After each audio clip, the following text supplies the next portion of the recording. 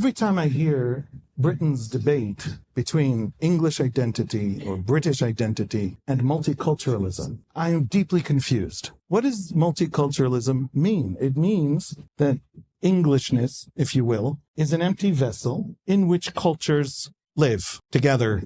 The vessel of being a country, that vessel is neutral, is empty of content. There has been an elite project in Britain, in America, in Canada, generally in the English-speaking world, and also France and Germany and other places in the West, to empty identity of distinctiveness and culture, and into that empty vessel pour any old random thing, literally any idea unexamined. And so you now have in Britain, you have a very small minority of radical Islamists. They are tiny.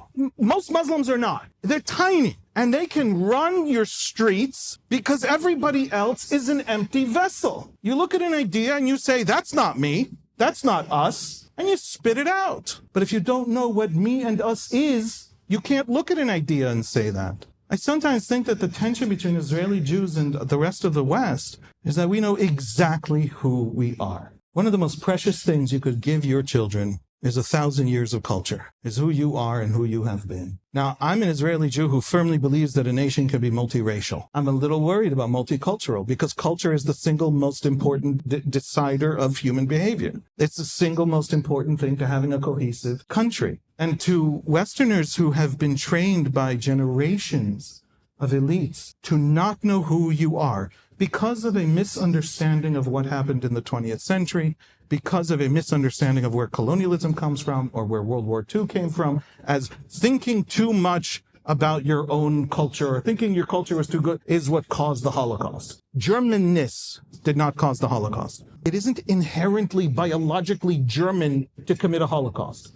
And the idea that you would then no longer have Germanness as the answer to World War II or to the 20th century is itself fraught with all the problems that, frankly, Europe faces today. You are not as moral and kind and gentle as you believe, and there is real danger in what is happening now in the West. After World War II, as a lesson of the terrible, terrible tumultuousness and massacres and genocides of World War II, Europe decided from now on we're going to be nice.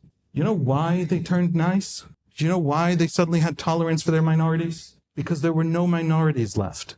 There's nothing special about post-war Europe except that they had succeeded in the destruction of minorities. But now suddenly Europe has large minorities. What's happening to European politics? They're radicalizing. Don't forget who you are, and immigration is safe. Forget who you are, and you are literally asking not for the immigrant to be the problem. You will be the problem in 20 years.